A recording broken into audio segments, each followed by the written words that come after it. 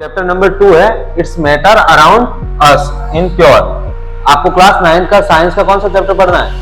Matter around us of pure. अगर अपन पूरा अच्छे से देखेंगे तो 110% इसके अंदर जितने भी मार्क्स के क्वेश्चन या जो भी क्वेश्चन एराइज होने वाले शायद आपके क्या होगा, कंफ्यूजन पूरा तरीके से क्लियर हो पाएगा। पहला कौन सा है? Pure substance. कौन सा है? और दूसरा कौन सा है? मिक्सचर्स। इसके लिए शॉर्ट फॉर्मूला आपका आ जाएगा CID। CID ये दया वाला CID नहीं है भाई, ठीक है? अब ऐसा ना सोचो दया गड़बड़ है करके, वो CID ये वाला CID नहीं। आज जो तुम पढ़ने वाले हो ना, आज आपका चैप्टर है क्लास 9 का कौन सा चैप्टर है भाई? चैप्टर नंबर कौन सा है? चैप्टर नंबर 2 है it's matter around us in pure. आपको क्लास 9 का साइंस का कौन सा चैप्टर पढ़ना है? Matter around us of pure. यानी ये किस तरीके से मैटर फॉर्मेशन हुआ, क्योंकि पहले चैप्टर में अपने देख के आए थे कि मैटर किस तरीके से बनता, नहीं मैटर क्या चीज होती है। तो मैटर तो अपने पढ़ के आए ना, जो अपने चारों तरफ अराउंड में जो चीज अपन देखते हैं वो सारी क्या है? मैटर है। अब मैटर कितने टाइप्स की होती है? प्योर होती है। और मैटर के चारों तरफ प्योरिफिकेशन सब्सटेंस कितने हैं, ये चीज अपने को इस चैप्टर में जानने को मिलेगी, ठीक है? तो बहुत इंपॉर्टेंट चैप्टर है। अगर अपन पूरा अच्छे से देखेंगे तो 110% इसके अंदर जितने भी मार्क्स के क्वेश्चन या जो भी क्वेश्चन एराइज होने वाले शायद आपके क्या होगा, कंफ्यूजन पूरा तरीके से क्लियर हो पाएगा। क्लियर है? तो चलो शुरू करते हैं अपने। अब इस क्लास में अपने टॉपिक पे कौन कौन से टॉपिक पे डिस्कशन करने वाले वो देख लो। तो सबसे पहला जो है ना वो है कौन सा? Classification of matter. यानी मैटर को किस तरीके से क्लासिफिकेशन किया गया है वो इस चैप्टर में देखने वाले। दूसरा कौन सा है? प्योर सब्सटेंस, कि प्योर सब्सटेंस क्या होता है। तीसरा पॉइंट है आपका एलिमेंट्स। एलिमेंट्स के बारे में अपने यहां पढ़ेंगे। चौथा है मिक्सचर्स, फिर है कंपाउंड, सॉल्यूशन और कंट्रैक्शंस ऑफ सॉल्यूशन, फिर फिजिकल चेंजेस और केमिकल चेंजेस। यानी ये सारे टॉपिक जो है अपने को क्या करना है, इस चैप्टर में कवर करना है। तो अपने एक एक टॉपिक के बारे में बड़ी डिटेल से पढ़ेंगे कि क्लासिफिकेशन ऑफ मैटर, मैटर कितने टाइप्स में क्लासिफिकेशन हो पाया, फिर प्योर सब्सटेंस किसे बोलते हैं किसे नहीं बोलते हैं। चलो तो फिर मैटर अराउंड अस में पहला टॉपिक अपना कौन सा आता है? Classification of matter. तो क्लासिफिकेशन ऑफ मैटर को पढ़ने की कोशिश करते हैं। पहले क्या होता है चलो देख लो। यहां पे क्या दिया हुआ है? मैटर। तो मैटर क्या होता है? मैटर ऐसा होता है जिसका खुद का एक मास होता हो। क्या होता हो? फर्स्ट चैप्टर में अपने पढ़ के आए कि जिसका खुद का एक मास ऑक्यूपाई, यानी कोई भी ऐसा ऑब्जेक्ट जो खुद मास ऑक्यूपाई करता हो, अपन उसको क्या बोल सकते हैं? मैटर बोल सकते हैं, ठीक है? मैटर जनरली कितने टाइप्स के होते हैं? दो टाइप्स के होते हैं। कितने टाइप्स के होते हैं? पहला है, ठीक है एक बार रुक जाइए भाई। पहला कौन सा है? Pure substance. कौन सा है? और दूसरा कौन सा है? मिक्सचर्स। मैटर के दो टाइप्स होते हैं, प्योर सब्सटेंस और मिक्सचर्स। प्योर सब्सटेंस में कौन कौन से आते हैं? दो टाइप आते हैं, एलिमेंट्स और कंपाउंड। मिक्सचर्स के अंदर कितने आते हैं? हेट्रोजीनियस और होमोजीनियस, ठीक है? अब प्योर सब्सटेंस क्या होता है? देखो आपने ये तो पता लग गया कि मैटर्स दो टाइप्स में बढ़ते हैं। कौन से में? प्योर सब्सटेंस में और मिक्सचर्स में। अब प्योर सब्सटेंस खुद अपने आप में दो टाइप्स का है। कौन सा है? पहला एलिमेंट्स और दूसरा कौन सा है? कंपाउंड। अब मिक्सचर्स कितने टाइप्स के हो गए? हेट्रोजीनियस और होमोजीनियस। अब ये तो अपने को टाइप पता चल गया कि भाई प्योर सब्सटेंस होता है, मिक्सचर्स होता है, मैटर्स के पास। प्योर सब्सटेंस क्या होता है वो जानने की कोशिश करते हैं, ठीक है? तो आपका प्योर सब्सटेंस होता है, देखो यहां पे मैंने कुछ डिफाइन लिखी है, आपको ये क्लेरिफिकेशन हो जाएगा कि प्योर सब्सटेंस क्या होता है। प्योर सब्सटेंस की यहां पे डिफाइन लिखी हुई है कि pure substance are defined as substance that they are made only one type of atom, only one type of molecules. अब यहां पे क्या है? प्योर सब्सटेंस का मतलब होता है कि ऐसा सब्सटेंस जो एक ही टाइप के एटम से मिलकर बना हुआ हो या एक ही टाइप किससे मिलकर बना हो? मॉलिक्यूल से। अब एक जनरली एक क्वेश्चन पूछता हूं, आपको ऐसे समझ में नहीं आएगा, किसी चीज का प्योर होने का मतलब क्या होता है? शुद्ध। प्योर होने का मतलब होता है शुद्ध होना। अब जैसे मान लो आपके घर में मॉम जो दूध लेती है, तो मॉम तो ये बोलती है ना कि दूध कोई देने वाला आता है तो मॉम क्या बोलती है कि भाई मेरे घर में दूध जो आ रहा है वो गाय का शुद्ध दूध है, ठीक है? तो गाय का शुद्ध दूध है, पर मॉम को ये पता नहीं है कि जो दूध देने आने वाला है या जो दूध दे रहा है वो शुद्ध दूध नहीं हो सकता। क्यों नहीं हो सकता? क्योंकि दूध के अंदर जो विटामिन, कैल्शियम्स वगैरह ये सारी चीजें होती है, उसके अंदर सब बहुत सारे एटम्स होते हैं। तो एक से ज्यादा एटम्स होने की वजह से वो क्या प्योर है? क्या उसको अपन प्योर नहीं बोल सकते। प्योर सब्सटेंस क्या होता है? प्योर सब्सटेंस मतलब एक ही चीज से या एक ही एटम से या एक ही मॉलिक्यूल से बनी हुई चीज, उसको अपन क्या बोलते हैं? प्योर सब्सटेंस बोलते हैं। क्या बोलते हैं? तो यहां पे लिखा हुआ भी है कि pure substance defined as substance that made only one atom and one molecule, जो एक ही टाइप के एटम से मिलकर बना हो या फिर एक ही टाइप से किससे मिलकर बना हो? मॉलिक्यूल से। ठीक है, अब एक एग्जांपल आपको दे रहा हूं, जैसे डायमंड। डायमंड नहीं, अपने सिल्वर लेते हैं। सिल्वर तो पहनते हैं, गोल्ड भी देख लो, सोना सोना गोल्ड। तो गोल्ड जो पहनते हैं, तो गोल्ड क्या होता है? एक ही टाइप का सब्सटेंस होता है। ठीक है, सिल्वर क्या होता है? एक ही टाइप का, उसको सिंबॉलिकल एजी बोलते हैं। अब एजी सिल्वर जो है वो एक ही टाइप के एटम से मिलकर बना होता है, तो अपन इसको क्या बोल सकते हैं? ये प्योर सब्सटेंस है। क्या है? कुछ एग्जांपल मैंने यहाँ पे दिए, जैसे डायमंड हो गया, सॉल्ट हो गया, ठीक है, सल्फर हो गया, टीन हो गया, ये सारे क्या है? प्योर सब्सटेंस है। क्या है?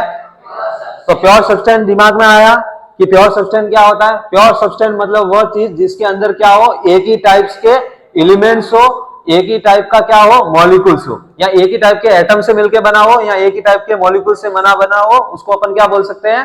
प्योर सब्सटेंस बोल सकते। क्या बोल सकते हैं? अब प्योर सब्सटेंस के कैरेक्टर क्या क्या होने चाहिए वो देख लो। प्योर सब्सटेंस के कुछ कैरेक्टर देखो। प्योर बनने के लिए ये तो पता चल गया भाई, एटम एक होना चाहिए, मॉलिक्यूल्स एक होना चाहिए, लेकिन कुछ कैरेक्टरिस्टिक तो भी होती होगी ना। तो वो कैरेक्टरिस्टिक कौन सी होती है वो देख लो। ये अपने को शॉर्ट फॉर्मूले से याद रखना, इतनी सारी तो याद नहीं रहती। इसके लिए शॉर्ट फॉर्मूला आपका आ जाएगा CID। CID ये दया वाला CID नहीं है भाई, ठीक है। अब ऐसा ना सोचो दया गड़बड़ है करके, वो CID ये वाला CID नहीं, ये CID कौन सा है? प्योर सब्सटेंस वाला CID है। अब इसमें देखो, पहला C का मतलब होता है कंसिडरेट प्रॉपर्टी। यहां पर देखो, यहां पे लिखा हुआ है ना कंसिडरेट प्रॉपर्टी। अब कंसिडरेट प्रॉपर्टी मतलब ऐसी प्रॉपर्टी जिसके अंदर physical and chemical property of pure substance are considered that do not vary this including of property like density, colour and hardness. C का मतलब समझ में आया? सी का मतलब यहां क्या होता है? CID वाला C है ना, सी का मतलब होता है कंसिस्टेंट प्रॉपर्टी, यानी लगातार। कोई भी चीज का क्या होना चाहिए? लगातार होना चाहिए। अब लगातार कैसा होना चाहिए? उसकी डेंसिटी सेम होनी चाहिए, ठीक है, उसका बॉइलिंग पॉइंट सेम होना चाहिए, उसका बॉइलिंग मेल्टिंग पॉइंट तो समझते हो ना। बॉइलिंग मतलब कोई चीज पे उबल जाना, मेल्टिंग पॉइंट मतलब कोई चीज पे क्या हो जाना? जम जाना। तो मेल्टिंग, बॉइलिंग पॉइंट और डेंसिटी ये क्या होनी चाहिए? एकदम सेम होनी चाहिए। तो अपन उसको बोल सकते हैं कि कंसिस्टेंट प्रॉपर्टी, और वो किसके अंदर आती है? Pure substance. यानी प्योर सब्सटेंस आपका क्या होता है? कभी भी लगातार उसकी बॉइलिंग, मेल्टिंग और ये सारे पॉइंट क्या रहते हैं? सेम रहते हैं, वो कभी चेंज नहीं होते। अब यहाँ पे आई जो है, आई क्या शो करता है? इनसेपरेटेबिलिटी, इनसेपरेटेबिलिटी ऑफ फिजिकल। अब इनसेपरेटेबिलिटी यहाँ पे आई है ना, किसी भी प्योर सब्सटेंस को बनने के लिए तीन चीजों की जरूरत होती है। पहला मैंने आपको बता दिया कंसिस्टेंट प्रॉपर्टी, और दूसरा कौन सा है? आई। आई का मतलब इनसेपरेटेबिलिटी। इनसेपरेटेबिलिटी का मतलब ये होता है फिजिकल। इनसेपरेटेबिलिटी इन फिजिकल का मतलब होता है कि आप किसी भी प्योर सब्सटेंस को फिजिकल तरीके से अलग नहीं कर सकते। क्या नहीं कर सकते? अब ये सर कैसे हो सकता है? अरे केमिकल तरीके से तो आप चीजों को अलग कर सकते हो, फिजिकल तरीके से आप खींच के कैसे चीजों को अलग करोगे?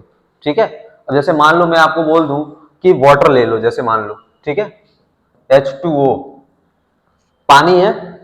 अब पानी के अंदर मैं बोलूं कि H2 को अलग कर दो और O2 को अलग कर दो, तो आप पानी को क्या चीर के अलग करोगे? क्या होता है? क्या ऐसी चीज हो पाती है? क्या ये चीज पॉसिबल है ही नहीं। तो अपन कह सकते हैं कि प्योर सब्सटेंस जो होते हैं वो क्या बोलते हैं? इनसेपरेटेबिलिटी होती है फिजिकल। हाँ, केमिकल तरीके से आप H2 और O2 को अलग कर सकते हो, लेकिन फिजिकल तरीके से अपन ऐसी कोई मेथड नहीं है जिससे अपन अलग कर सकते हो। जैसे पानी है तो पानी को हाथ डाल के ऐसे चीर के तो अलग नहीं कर सकते हो। क्लियर है कि नहीं? आप उसको सेपरेट करने के लिए कौन सी प्रोसेस का यूज करते हो? केमिकल प्रोसेस का। तो सेकंड पॉइंट आपका ये था कि किसी भी प्योर सब्सटेंस के अंदर जो दूसरी क्वालिटी होती है वो क्या होती है? इनसेपरेटेबिलिटी होती है। उसको आप कभी भी फिजिकल तरीके से डिफरेंस या अलग नहीं कर सकते। तीसरा जो डी है, डी का मतलब होता है डिफाइनेट कंपोजिशन। डिफाइनेट कंपोजिशन का मतलब ये होता है कि आपका जब भी कोई कंपाउंड प्योर सब्सटेंस में बदलता है तो उसके अंदर क्या होता है? जितने भी कंपोजिशंस होते हैं वो क्या होते हैं? परफेक्ट होते हैं और उनका अमाउंट फिक्स होता है। जैसे मैंने एग्जांपल दिया था आपका H2, तो अब H2O है तो आपको पता है कि H2O के अंदर H कितने हैं? 2 है। कितने हैं? अब ऑक्सीजन कितना है? 1। तो प्रत्येक हाइड्रोजन के दो मॉलिक्यूल जब ऑक्सीजन के एक मॉलिक्यूल या एक एटम से जुड़ेंगे तभी वाटर बनेगा। यानी आप यहाँ पे क्लियरली देख पा रहे हो ना कि H2 के कितने मॉलिक्यूल्स है, 2 है, और O के कितना है, 1। तो ये दोनों मिलके क्या बनेंगे, H2O। तो क्या यहाँ पे तीसरी करेक्टर कौन सा, डिफाइनेट कंपोजिशंस, यानी पहले से तय होता है कि हाइड्रोजन के कितने मॉलिक्यूल्स या कितने एटम्स आएंगे, ऑक्सीजन के कितने मॉलिक्यूल्स आएंगे, तब जाके आपका प्योर सब्सटेंस बन पाता है। क्या बन पाता है, तो समझ में आया प्योर सब्सटेंस क्या है। प्योर सब्सटेंस मतलब जो एक ही प्रकार के एटम से मिलके बना हो या एक ही प्रकार के मॉलिक्यूल से मिलके बना हो, ऐसी चीजों को अपन क्या बोलते हैं, प्योर सब्सटेंस बोलते हैं। प्योर सब्सटेंस बनने के लिए 3 कैरेक्टराइज का बहुत जरूरत होती है। कौन सी, CID, अगर नाम याद नहीं रहे तो CID याद रखना। C मतलब कंसिस्टेंट प्रॉपर्टी, कंसिस्टेंट प्रॉपर्टी मतलब बॉइलिंग, मेल्टिंग और डेंसिटी, ये क्या होनी चाहिए, फिक्स। I का मतलब होता है इनसेपरेटेबिलिटी, फिजिकल तरीके से आप उसको क्या नहीं कर सकते, सेपरेट नहीं कर सकते, किसको, प्योर सब्सटेंस को। तीसरी कौन सी है, डिफाइनेट कंपोजिशन, मतलब कैसे कि प्रत्येक मॉलिक्यूल या कंपाउंड जो होगा उसका फिक्स अमाउंट रहेगा प्योर सब्सटेंस के अंदर, कि भाई हाइड्रोजन इतना ही मिलेगा, ऑक्सीजन इतना ही मिलेगा। क्लियर है, प्योर सब्सटेंस मेरे हिसाब से आपको समझ में आ गया। अब नेक्स्ट आगे वाला टॉपिक लेते हैं। अब आपका टॉपिक है प्योर सब्सटेंस केमिकल कंपोजिशंस। अब प्योर सब्सटेंस को केमिकल कंपोजिशन के हिसाब से कितना में बांटा गया है, प्योर सब्सटेंस की डिफाइन समझ में आ गई। मैंने पहले बताया था कि मैटर्स होते हैं, मैटर्स 2 टाइप्स के होते हैं, कौन कौन से, प्योर सब्सटेंस और दूसरा कौन सा, मिक्सचर्स। अब प्योर सब्सटेंस के अंदर 2 आते हैं, कौन कौन से, एलिमेंट्स और कंपाउंड। ठीक है, तो एलिमेंट्स क्या होते हैं, एलिमेंट बेसिकली एक ऐसी फॉर्म है जो can not be broken down into simpler substance by chemical reaction, मतलब ऐसी चीज जिसको आप कितने भी पार्ट में तोड़ो वो यहां तो टूट नहीं सकती, क्या नहीं हो सकती, और टूटने के बाद अपनी प्रॉपर्टी लॉस नहीं करेगी। ठीक है, एलिमेंट्स का मतलब ये होता है कि element is basically form of matter that can not be broken, आप उसको तोड़ नहीं सकते, क्या नहीं कर सकते। अब जैसे मैं मान लो एक एग्जांपल ले लेता हूं, आयरन ले लेता हूं, क्या ले लेता हूं, लोहा ले लो। अब आयरन को आप तोड़ोगे तो आयरन की प्रॉपर्टी चली जाएगी क्या, नहीं जाएगी ना। आयरन का इतना छोटा, इतना बड़ा पीस है, उसको आप छोटे पीस में टुकड़े कर दो तो भी आयरन अपनी प्रॉपर्टी खोता है क्या, नहीं खोएगा। वो एलिमेंट तो एलिमेंट ही रहेगा, वो अपनी प्रॉपर्टी नहीं खो सकता, उसको प्रॉपर्टी को आप ब्रेक डाउन नहीं कर सकते। इसलिए अपन उसको साइंस की लैंग्वेज में अपन उसको क्या बोलते हैं, एलिमेंट्स बोलते हैं। एलिमेंट्स का मतलब होता है किसी भी ऐसे बेसिक जो होता है मैटर, ऐसा मैटर जिसके अंदर उसकी प्रॉपर्टी को ब्रेक डाउन नहीं किया जाता। अब दूसरा है आपका कंपाउंड, क्या है, अब कंपाउंड क्या होता है, ये एक ऐसे मतलब केमिकल सब्सटेंस है जो 2 या 2 से ज्यादा एलिमेंट से केमिकल बॉन्डिंग से मिलकर बने होते हैं। किससे मिलकर बने होते हैं, अब जैसे यहाँ पे एग्जांपल कार्बन डाइऑक्साइड का दे दो, CO2, H2O। अब ये कंपाउंड में कहलाएगा। कंपाउंड का मतलब होता है 2 या 2 से ज्यादा क्या, मॉलिक्यूल्स। अब 2 या 2 से ज्यादा एटम मिलके ये बने, लेकिन इसकी क्या होती है, केमिकल प्रोसेस होती है। क्या होती है, केमिकल प्रोसेस द्वारा H2 और O2 को जोड़ा जाता है और उससे अपना मिलता है H2O। तो ये सारे किसके अंदर आते हैं, कंपाउंड के अंदर। और कंपाउंड के अंदर जब भी कोई 2 चीज जुड़ रही होती है तो उनका जो कंपोजिशन का रेशियो है वो क्या होता है, फिक्स होता है। मैंने पहले ही बता दिया कि H2O है, H2 के अंदर हाइड्रोजन के कितने मॉलिक्यूल्स है, यहाँ पे कितने दिख रहे हैं, 2। ऑक्सीजन का कितना मॉलिक्यूल्स है, 1। तो इनका जो कंपोजिशन है यानी रेशियो है वो हमेशा क्या रहने वाला, फिक्स। हाइड्रोजन 2 ही होंगे और ऑक्सीजन 1 ही होगा, यानी हाइड्रोजन के 2 मॉलिक्यूल्स आएंगे और ऑक्सीजन का 1 मॉलिक्यूल जब जुड़ेगा तब अपना H2 अपने को मिलेगा, और वो H2 अपने किस में कहलाएगा, कंपाउंड के अंदर कहलाएगा। किसके अंदर कहलाएगा, तो मेरे हिसाब से कंपाउंड आपको समझ में आ गया। एलिमेंट्स का मतलब ऐसी चीज जिस, ऐसे मैटर जिसको अपन क्या नहीं कर सकते, ब्रेक डाउन नहीं कर सकते। क्या नहीं कर सकते, यानी ब्रेक डाउन करने पर वो अपनी केमिकल प्रॉपर्टी नहीं खोता, उस चीज को अपन क्या बोलेंगे, एलिमेंट।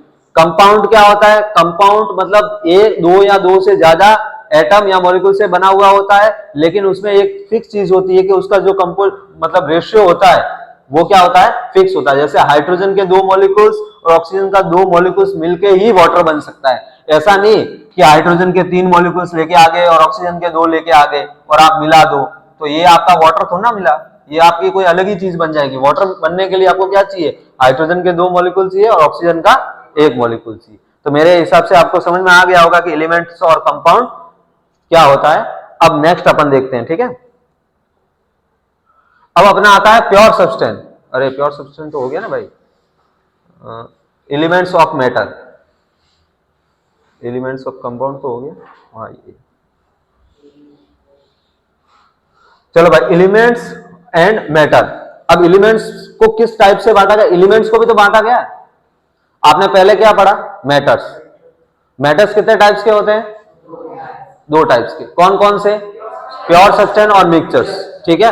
प्योर सब्सटेंस को कितने पार्ट्स में बांटा गया, दो पार्ट्स, एलिमेंट्स और कंपाउंड। एलिमेंट्स को कितने पार्ट में बांटा गया, तीन पार्ट्स। कौन कौन से, सॉलिड, लिक्विड, गैस। और सॉलिड, लिक्विड, गैस से बाद भी एक चीजें होती है। जनरली जो एलिमेंट्स होता है, एलिमेंट्स को तीन टाइप में बांटा गया। ये ऊपर वाले सॉलिड, लिक्विड, गैस तो है ही है, लेकिन आपको यहां पे दिख रहा होगा मेटल, नॉन मेटल और मेटलॉइड। एलिमेंट जनरली कितने पार्ट्स में बटे हुए हैं, तीन पार्ट्स में बटे हुए हैं। किसमें, मेटल, नॉन मेटल और मेटलॉइड। अब मेटल, नॉन मेटल और मेटलॉइड क्या होता है, ये चीज के बारे में जानने से पहले अपन किसके बारे में जानना पड़ेगा, सॉलिड के बारे में। किसके बारे में, सॉलिड। सॉलिड क्या चीज होती है, ठीक है। तो आपको समझ में आ गया होगा आई होप। एलिमेंट्स क्या होता है, एलिमेंट्स मतलब वह प्रॉपर्टी मैटर की जिसको ब्रेक डाउन नहीं किया जा सकता। उसके खुद के तीन पार्ट्स होते हैं, कौन कौन से, मेटल, नॉन मेटल और मेटलॉइड, ठीक है। अब अपन आगे की तरफ पढ़ते हैं, इसको देखें एक बार। ये आपकी पीरियोडिक टेबल है। अब पीरियोडिक टेबल में आपको बता देता हूं कि मेटल, नॉन मेटल कहां पे होते हैं। ये तो जनरली आपको बताने के लिए शो किया गया है यहाँ पे, ठीक है। अब कोई बोलता है बच्चा सर पीरियोडिक टेबल अपने को याद करनी चाहिए क्या 9th के साइंस में, तो मेरा मानना है नहीं करनी चाहिए। क्यों नहीं करनी चाहिए, आपको अगर आगे साइंस रहना है 11th 12th में, वैसे जनरली अपने को 20-30 तक नंबर याद रहते हैं। उसके आगे अगर आप 11th 12th रहते हो तो पीरियोडिक टेबल को बहुत सारे तरीके से सिखाया गया है। फिलहाल अपने को पीरियोडिक टेबल की क्या जरूरत पड़ रही है, मेटल, नॉन मेटल और मेटलॉइड को केवल देखने के लिए कि पीरियोडिक टेबल में मेटल, नॉन मेटल कहां होते हैं। तो आपको जो ये फर्स्ट दो नंबर दिख रहे हैं ना, ये hydrogen, lithium, sodium, potassium, rubidium, calcium और पीटीएम्स, ये वाले, ठीक है। ये दो जो जनरली पीरियोडिक टेबल को लोग सिखाते हैं, ऐसा देखो आपको भी शॉर्ट तरीके से मैं बता सकता हूं। हलीना की रब से फरियाद, बेटा मांगे कार स्कूटर बाप राजी, ठीक है। तो ऐसे भी आप इस पीरियोडिक टेबल को याद कर सकते हो। अगर आपको याद नहीं रहे मेटल कौन कौन से हैं, तो शॉर्ट तरीका के हलीना की रब से फरियाद, बेटा मांगे कार स्कूटर, आप शो कर दो एलिमेंट्स को, आपके क्या बन गए, मेटल बन गए। क्या बन गए, ये आपको जो पीछे पोर्शन दिख रहा है, ये वाला सारा गैसेस वाला, ये वाला ये पोर्शन, ये आपका सारा कहलाता है नॉन मेटल। क्या कहलाता है, जैसे कोई भी गैसेस ले लो, हाइड्रोजन, नाइट्रोजन वगैरह, ये सारी किस में कहलाती है, नॉन मेटल में कहलाती है। और ये जो सेंट्रॉइड पार्ट है, ये आपका कहलाता है मेटलॉइड। क्या कहलाता है, आपको मेटल, नॉन मेटल और मेटलॉइड के बारे में डिस्कशन से बताऊंगा एकदम। फिलहाल ये पीरियोडिक टेबल में आपको समझ आ गया ना, मेटल कहां होता है, नॉन मेटल, ये दिखाने के लिए केवल बताया मैंने, आपको ये याद करने की जरूरत नहीं है, ठीक है। नेक्स्ट देखते हैं आपका, चलो अब मेटल की प्रॉपर्टी। अपने को तो मेटल चाहिए था, मेटल यहां पे देख लो आपका बन के आ गया मेटल। अपने को मेटल की, क्योंकि अपना एलिमेंट्स कितने पार्ट्स में डिवाइड हुआ है, तीन पार्ट्स में डिवाइड हुआ है। कौन कौन से, मेटल, नॉन मेटल और मेटलॉइड। तो मेटल जो होता है, मेटल की कुछ प्रॉपर्टी होती है। देखो मेटल की प्रॉपर्टी को याद रखने के लिए सबसे पहले आप ये नाम याद रखिए, एसडीएम। अब ये एसडीएम क्या होता है पता है, वो पुलिस ऑफिसर एसडीएम वाला एसडीएम नहीं है, सब डिप्टी मिनिस्टर, ये एसडीएम है मेटल की प्रॉपर्टी। एस का मतलब होता है सोनोमर्स, देखो आपको यहां दिख रहा होगा, ठीक है। डी का मतलब होता है डक्टिलिटी और एम का मतलब होता है मेलेबिलिटी। सबसे पहले ऊपर वाला पढ़ लेते हैं, फिर मैं एसडीएम का मतलब आपको समझा दूंगा शॉर्ट में याद रखने के लिए। तो देखो मेटल जो होते हैं वो लस्टर होते हैं। लस्टर का मतलब क्या होता है, शाइन करना, यानी मेटल जितने भी होंगे वो दूर से शाइन करेंगे। गोल्ड को देख लो, दूर से चमकता हुआ, मम्मी जब पहन के निकल रही होती है तो दूर से चमकती है कि नहीं, मम्मी नहीं, गोल्ड चमकता है। क्या चमकता है, तो वो गोल्ड आपकी लस्टर प्रॉपर्टी होती है। क्या होती है, चलो दूसरा, metal conduct heat and electricity. हाँ भाई ये चीज बहुत अच्छी है कि मेटल जो होते हैं ना वो हीट को ज्यादा ऑब्जर्व कर देते हैं, यानी इलेक्ट्रिसिटी उसमें से आसानी से पास आउट हो सकती है। तो जितने भी मेटल्स होते हैं उसके अंदर से क्या होती है, इलेक्ट्रिसिटी इजी तरीके से पास आउट हो सकती है। अब ये जो नीचे वाली तीन प्रॉपर्टी आपको याद अगर मेटल की रखनी है तो सबसे आसान तरीका आप एसडीएम नाम याद कर दो। एसडीएम का मतलब सब डिप्टी मिनिस्टर। सब डिप्टी मिनिस्टर नहीं है यहाँ पे। एस का मतलब सोनोमर्स, डी मतलब डक्टिलिटी, एम मतलब मेलामिटी। अब सोनोमर्स क्या होता है, जब आप किसी मेटल को लेते हो और दूसरे मेटल पे आप ऐसे बजाते हो तो मेटल क्या करती है, आवाज करती है। क्या करती है, उसको सोनोमर्स बोलते हैं। यानी हमारे टाइम पे तो क्या था भाई, पुराने ऐसे स्कूलों में जाते थे तो एक बैल बजी हुई होती है, जैसे वो काका ऐसे ऐसे मारता था ना, तो काका जब मारता था उस बैल के, तो बैल के अंदर से वो एक ऐसा घंटे जैसा रहता था, वो उसको लगता था तो आवाज होती थी, टन टन की आवाज सुनिए ना बचपन में, वो सोनोमर्स कहलाती। क्या कहलाती है साइंस के लैंग्वेज में? उसका ये मतलब होता है कि जब एक मेटल दूसरे मेटल से टकराती है तो वो क्या करती है, वॉइस प्रोड्यूस करती है, वाइब्रेट वॉइस प्रोड्यूस करती है। उस वाइब्रेट वॉइस को क्या बोलते हैं, सोनोमर्स बोलते हैं। अब मेलाबिलिटी का मतलब क्या होता है कि आप गोल्ड को ले लो, उस पर बहुत सारे हैमर से अगर आप मतलब हैमर करो या उस पर पीटना शुरू करो तो उससे लंबे वायर बनाए जाते हैं। क्या बनाए जाते हैं, और लंबे वायर बनाने, यानी एक छोटे से मेटल को पीट के अगर उससे वायर खींचे जाते हैं, उस वायर को अपन क्या बोलते हैं, डक्टिलिटी। क्या बोलते हैं? और अगर वो मेटल को आप ऊपर हैमर कर करके एक सीट की फॉर्म में बनाते हो, किसकी फॉर्म में बनाते हो, तो उसको अपन बोलते हैं मेलाबिलिटी। क्या बोलते हैं? आई होप आपको मेटल समझ में आ गया होगा। मेटल क्या होता है, सबसे पहले तो साइन करता है, ठीक है, हिट और गुड कंडक्टर ऑफ क्या होता है, इलेक्ट्रिसिटी होता है। तीसरा उसमें सोनोमर्स होता है। सोनोमर्स मतलब एक मेटल दूसरे मेटल से टकराएगा तो क्या करेगा, आवाज करेगा। तीसरी चीज उसमें अंदर होती है डक्टिलिटी, उसको खींच के क्या बनाए जाते हैं, वायर बनाए जाते हैं। फिर क्या होता है, हैमर को पीट पीट के उस पर क्या बनाई जाती है, सीटें बनाई जाती है, और वो सीट को क्या बोलते हैं, मेलेबिलिटी। शॉर्ट फॉर्म अगर याद रखनी है मेटल की तो एसडीएम नाम आपको याद रखना पड़ेगा। आई होप आपको समझ में आ रहा होगा एसडीएम मतलब। एसडीएम भाई वो मिनिस्टर वाला एसडीएम मत करना, मारेंगे लोग, ठीक है। अब आते हैं नॉन मेटल के ऊपर। जो आपने मेटल पढ़ा है ना, नॉन मेटल जस्ट उसका उल्टा है, ठीक है। मेटल की जितनी प्रॉपर्टी पढ़ी है उन सारी प्रॉपर्टी को जो फॉलो नहीं करता है वो कौन है, नॉन मेटल। क्लियर है? मेटल कौन है, जो सारी प्रॉपर्टी को फॉलो करता है, और नॉन मेटल जो सारी प्रॉपर्टी को फॉलो नहीं करता। जैसे देख लो, नॉन मेटल की पहली प्रॉपर्टी, वो अलग अलग कलर शो करता है। क्या करता है, आप नॉन मेटल के किसी भी एक एलिमेंट्स को उठा के देखोगे तो उस सारों के कलर्स दूसरे कलर से क्या होंगे, अलग होंगे। मेटल के ऑलमोस्ट सेम होते हैं, सारे सेम नहीं होते लेकिन ऑलमोस्ट सेम होते हैं, लेकिन इनके नॉन मेटल के क्या होते हैं, सारे अलग अलग होते हैं। दूसरी प्रॉपर्टी, ये पुअर कंडक्टर ऑफ इलेक्ट्रिसिटी होते हैं, यानी इसके अंदर से इलेक्ट्रिसिटी पास आउट नहीं होती, इलेक्ट्रिसिटी इसके अंदर से नहीं जा सकती।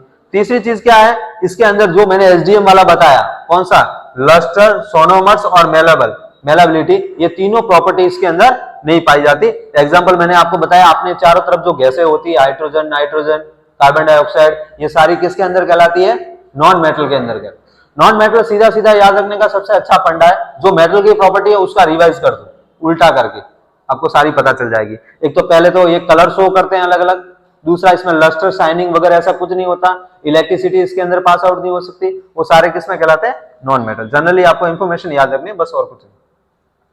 तीसरा आपका है मेटलॉइड। अब मेटलॉइड क्या होता है, अब मेटलॉइड मतलब ऐसी चीज जिसके अंदर मेटल की प्रॉपर्टी भी होती हो और नॉन मेटल की भी प्रॉपर्टी होती हो। यानी मेटल की प्रॉपर्टी जिसके अंदर होगी वो क्या कहलाएगा, मेटल, और मेटल की प्रॉपर्टी नहीं होगी वो क्या कहलाएगा, नॉन मेटल। तो मेटलॉइड इनके बीच में आता है, यानी कुछ टेम्परेचर अगर कम कर दो तो वो नॉन मेटल की तरह वर्क करेगा, लेकिन अगर टेम्परेचर इंक्रीज कर दो तो वो किसकी तरह वर्क करता है, मेटलॉइड की, मतलब मेटलॉइड मतलब मेटल की तरह वर्क करेगा। और इन दोनों के कॉम्बिनेशन से जो चीज बनती है उसको अपन क्या बोलते हैं, मेटलॉइड। क्या बनते हैं, जो मेटल और नॉन मेटल दोनों की प्रॉपर्टी को अपने अंदर रखे रखता है उसको अपन क्या बोल सकते हैं, मेटलॉइड। जैसे बोरॉन हो गया, सिलिकॉन हो गया, जर्मेनियम हो गए, ये सारे किसके अंदर आते हैं, मेटलॉइड के अंदर आते हैं। तो मेटलॉइड क्या हो गया, जिसके अंदर मेटल्स और नॉन मेटल दोनों की प्रॉपर्टी इंक्लूडेड होती है, उसको अपन क्या बोलते हैं, मेटलॉइड। क्लियर है इतना? ठीक है। अब आते हैं अपने कंपाउंड के ऊपर। किसके ऊपर, ये आपका लास्ट टॉपिक है, इसके बाद कंटिन्यू करेंगे आगे की तरफ, पर ये चीज को अच्छे से जान लो आप, ठीक है, कि ये क्या होता है, कंपाउंड मतलब क्या चीज होती है। अब अपने क्या पढ़े थे, एलिमेंट्स के पूरे पढ़ लिए, एलिमेंट्स के 3 टाइप पढ़ लिए, मेटल, नॉन मेटल और मेटलॉइड। अब अपन क्या पढ़ रहे हैं, कंपाउंड पढ़ रहे हैं। क्या पढ़ रहे हैं, अब कंपाउंड क्या होता है वो देख लो। देखो मैंने कंपाउंड के बारे में आपको एक चीज तो बताई थी कि जो 2 या 2 से ज्यादा सब्सटेंस अगर केमिकल कंबाइन होंगे साथ में आएंगे फिक्स प्रोपोर्शन के अंदर, अपन उसको क्या बोलते हैं, कंपाउंड। एग्जाम्पल मैंने आपको देके रखा था H2O का, ठीक है। इसमें क्या है, दो या दो से ज्यादा सब्सटेंस। कौन दो सब्सटेंस है, एक हाइड्रोजन सब्सटेंस है और एक क्या है, ऑक्सीजन सब्सटेंस। अब ये दोनों आपस में क्या हो रहे हैं, मिल रहे हैं। क्या हो रहे हैं, मिल रहे हैं, तभी तो H2O बन रहा होगा। अब मिलते कैसे हैं, फिक्स प्रोपोगेशन। फिक्स मतलब इनका रेशियो क्या होता है, हमेशा सेम रहता है। और आपको एक बात बता दूं, जब हाइड्रोजन ऑक्सीजन मिलते हैं H2O बनता है, तो आपको पता होगा कि हाइड्रोजन का 1 एटॉमिक मास और ऑक्सीजन का 8 एटॉमिक मास, ये फिक्स प्रोपोर्शन। अगर हाइड्रोजन को आपको यानी वाटर को बनाना है तो आपको 1:8 से बनाना पड़ेगा। अगर 1:8 का प्रोपोगेशन अगर हाइड्रोजन और ऑक्सीजन के बीच में नहीं हुआ तो वाटर आपका कभी फॉर्मेशन पे नहीं आएगा। तो कंपाउंड जनरली आपको ये याद रखना पड़ेगा कि जो दो या दो से ज्यादा सब्सटेंस के द्वारा केमिकल इक्वेशन से बनते हो, लेकिन उसमें क्या होनी चाहिए, फिक्स प्रोपोर्शन होना चाहिए। मतलब हाइड्रोजन का जैसे 1 और ऑक्सीजन का कितना होना चाहिए, 8, तो उसको अपन क्या बोलते हैं, कंपाउंड। कंपाउंड की थोड़ी प्रॉपर्टी है, देख लीजिए। पहला, कंपाउंड कंबाइन होता है chemical with each they fix proportion. ये मैंने पहले यहां बता चुका कि रेशियो फिक्स होना चाहिए। दूसरा, compound of different from the it constitute the property of the compound are the different from that is constitute. मतलब उसके कंपोजिशन में जो अपने ले रहे हैं एटम्स या एलिमेंट्स, उन दोनों की वैल्यू क्या होती है, अलग अलग होती है। मतलब जैसे यहाँ पे देखा हुआ हाइड्रोजन की 1 हो रही है, ऑक्सीजन की क्या हो रही है, 8 हो रही है। तीसरा, the compound of a can only be separated by chemical. इनका भी सेम है प्योर सब्सटेंस की तरह कि कंपाउंड को अपन अलग नहीं कर सकते। फिजिकल तरीके से तो अलग नहीं कर सकते, केमिकल तरीके से अपन क्या कर सकते हैं, अलग कर सकते हैं। एक जनरली एग्जांपल और देखते हैं। जैसे आपने यहाँ पे ये वाटर है, आपने अंदर ऊपर से क्या मिला दी, इसमें चीनी मिला दी है ग्लास के अंदर।